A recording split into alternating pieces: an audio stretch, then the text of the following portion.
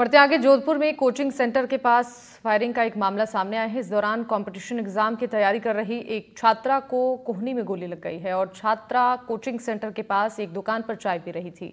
Police ने दावा किया है कि किसी गाड़ी के टायर से उछले हुए पत्थर के कारण छात्रा चोटिल हुई है।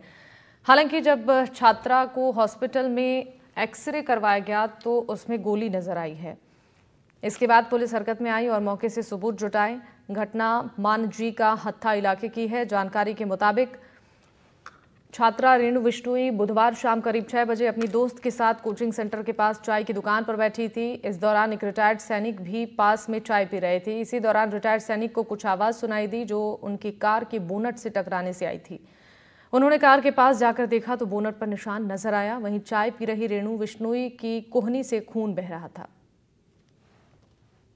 प्रतियोगी परीक्षा की तैयारी कर रही रेणु विश्नोई को रात को लाया गया था अस्पताल। डॉक्टर साहब पहले उनसे बात करते हैं। रात को लाया, कितने बजे इनका ऑपरेशन हुआ, क्या किया? करीब 8 साढ़े 8 बजे हमने ऑपरेशन में ले लिया इनको और गनशॉट वुंड था। गनशॉट में बुलेट जो थी, बुलेट हमने रिमूव कर लिए। बुलेट फोरेंसिक जांच के लिए हम दे देंगे। बच्ची अभी स्वस्थ है, खतरे से बाहर है। रेणु से भी बात कर लेते हैं। क्या हुआ था आपके साथ, ये घटना कैसे आपको पता चली और कहाँ खड़े थे आप? कोचिंग के बाहर चाय पी रहे थे आप, क्या करते थे? चिप्स खा रहे थे। पता चला कहीं से कोई आपको? नहीं। आप भी उसके साथ थे? आप दोनों कैसे घबरा गए हो, क्या हालत हुआ? पता ही नहीं चला कुछ कहाँ से आई। हमने तो सोचा कोई पत्थर गिरा होगा, गाड़ी के बोनेट पे लगी थी वो पहले। तो फिर बाद में इसने बोला कि मेरे यहाँ पे दर्द हो रहा है, तो फिर पता चला कि यहाँ पे फिर हॉस्पिटल लगे गए थे सन सिटी, फिर वहां से यहाँ पे रेफर किया। क्या लगता है कौन हो सकता है इन बच्चों के? तो ये तो परीक्षा की तैयारियां कर रहे हैं। नहीं, अभी कुछ मालूम ही नहीं चला है ना। पुलिस रात से ढूंढ रही है, बल्कि मालूम ही नहीं चला अभी तक। और सब सिस्टम ही फेलियर है। जब हम आए तो इधर 6 बजे बच्ची को लेकर रात को 11 बजे ऑपरेशन हुआ है। तो आप सोचो हॉस्पिटल में क्या स्थिति हो गई। इमरजेंसी के डाल तो रखते हैं, बल्कि 11 बजे रात को ऑपरेशन हुआ है।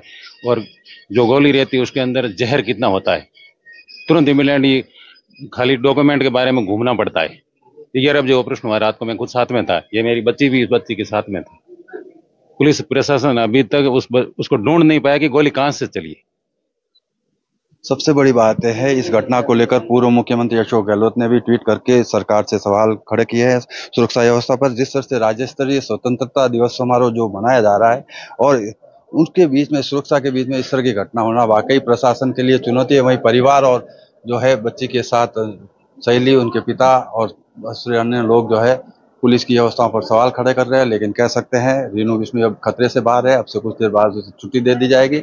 लेकिन परिवार के लोग आरोपियों को पकड़ने के लिए पुलिस से मांग कर रहे हैं। प्रतियोगी परीक्षा की तैयारी कर रही छात्रा रेणु विश्नोई पर जिस तरह से मांझी का हत्या क्षेत्र में फायरिंग हुई, उनके चाचा हमारे साथ है, उनसे जान लेते हैं क्या घटनाक्रम हुआ था, आपको कैसे पता चला? हमको फोन किया था, उनके साथ में स्टूडेंट थी बच्ची।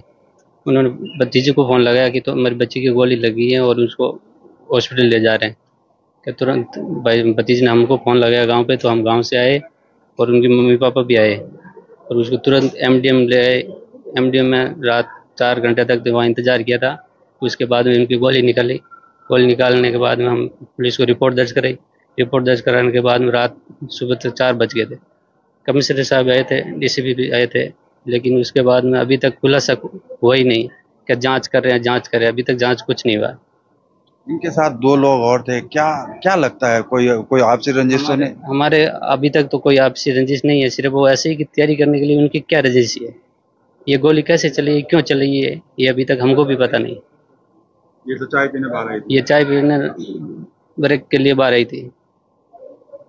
ये है रेणु विश्नोई के चाचा। लेकिन जो फौजी है एक्स, इन लोगों ने सबसे पहले पुलिस को सूचना दी थी। क्या घटनाक्रम हुआ था? आप वहाँ होटल पे थे, आप भी चाय पी रहे थे, क्या हुआ था? साहब हम लोग साथ में कोचिंग करते हैं और ब्रेक हुआ था क्लास के बीच में, तो हम लोग आए थे चाय पीने के लिए। तो हम लोग बाहर चाय पी रहे थे और ये दोनों बच्चियां भी हमारे बगल में चाय पी रही थी। तो इतने में ही आवाज़ आई तो मैंने नोटिस किया, कार बगल में खड़ी थी तो कार के ऊपर डेंट पड़ा हुआ था। तो मैंने सोचा किसी ने पत्थर फेंका है, लेकिन फिर ये बोली कि मेरे हाथ में दर्द हो रहा है। तब मैंने चेक किया तो ये बुलेट लगा हुआ था। फिर इसको मैं पहले हॉस्पिटल लेके गया, हॉस्पिटल ले जाके फिर पुलिस को फ़ोन किया और फिर इसके घर वालों को फ़ोन किया।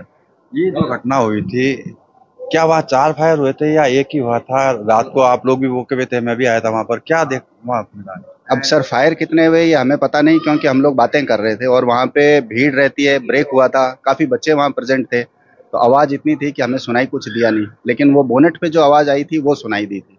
गोलियां कितनी चली इसका कोई आइडिया नहीं। एक चीज और मैं जानना चाहूंगा, जिस तरह से आपको क्या लगता है कैसी रिवॉल्वर से इसका फायर हुआ होगा, क्योंकि आप तो आर्मी में रह चुके हो, आपको एक्सपीरियंस है, रात को पुलिस से भी आप वार्ता कर रहे थे उसे। नहीं, फायर तो रिवॉल्वर से हुआ है, लेकिन अब कौन सी से हुआ ये एग्जैक्ट कहना मुश्किल है। और 9 पॉइंट तो हो सकता है, अब इतना आइडिया है नहीं, बुलेट देखने के बाद ही एग्जैक्ट कौन सी बंदूक है वो पता चलेगा।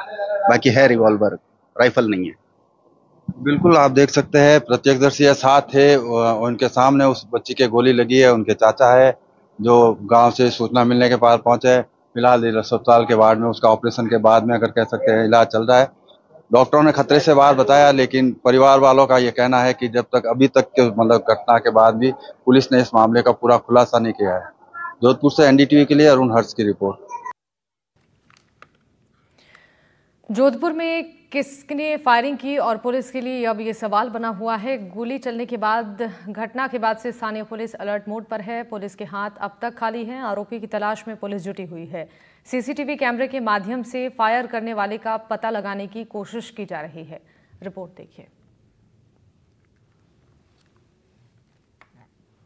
जोधपुर में बुधवार शाम को इसी जगह पर एक कार खड़ी थी और इसी जगह पर जो है 3 लोग खड़े थे, जिसमें 2 स्टूडेंट थे और एक जो है एक्स फौजी था। चाय पी रहे थे इस चाय की थड़ी के और या कार का सहारा लेकर खड़े थे, लेकिन अचानक बोनट पे कोई आवाज़ होती है। साथ ही साथ रेणु विष्णु नाम की जो लड़की है, उसको लगता है कि उसके हाथ पर किसी ने मारा है, लेकिन वो देखते हैं आसपास के पत्थर लगा होगा, लेकिन बाद में पता चलता है कि रेणु के ब्लड आ रहा था, तो पास में सन सिटी अस्पताल लेकर गए और अस्पताल ले जाने के साथ ही पुलिस को सूचना दी। वहीं पुलिस की सूचना के साथ FSL team, police commissioner Jodhpur Om Prakash Paswan सहित तमाम अधिकारी मौके पर पहुंचे, घटनास्थल का जायजा लिया। साथ ही साथ आसपास के सीसीटीवी कैमरों को भी खंगाला जा रहा है। लेकिन जिस तरह से गोली कार के बोनट पर आकर लगी थी, बताया जा रहा है, संभावना जताई जा रही है कि ये जो बिल्डिंग है, इस बिल्डिंग की छत से संभवतः किसी ने फायर किया होगा। हालांकि ये अभी निश्चित नहीं है कि वहीं से फायर हुआ, लेकिन एफएसएल का कयास ये है कि संभावना ये जताई जा रही है कि शायद वहीं से गोली चली होगी। गोली चलने की सूचना के साथ जैसे पुलिस अधिकारी पहुंचे, पूरा जायजा लिया, लेकिन सबसे बड़ी बात यह है कि उन तीनों में से कौन टारगेट था, क्या रेणु विष्णु या उसकी सहेली या एक्स आर्मी मैन जो फौजी साथ में पढ़ता है, जो सब इंस्पेक्टर की तैयारी कर रहा है। पुलिस अपनी तरफ से प्रयास कर रही है, लेकिन अभी तक पुलिस के हाथ खाली है। क्या किसी ने हवाई फायर किया था जिसके कारण से ये गोलियां आकर कार के बोनट पर लगी, या कोई टारगेट पे था? सर, किस तरह से क्या घटना हुई बुधवार शाम को? कल शाम को करीब सायकालीन 5:40 बजे स्प्रिंग बोर्ड कोचिंग इंस्टीट्यूट से कुछ विद्यार्थी बाहर चाय पानी पीने के लिए आए थे। उस समय क्रेटा के पास एकाएक ये घटना घटित हुई है, जिसमें बाद में पता लगा कि एक फायर आर्म्स से एक बच्ची के बाएं कोहनी में चोट लगी। हालांकि वो चोट ज्यादा गहरी नहीं है और बच्ची को बाद ऑपरेशन। मुख्यमंत्री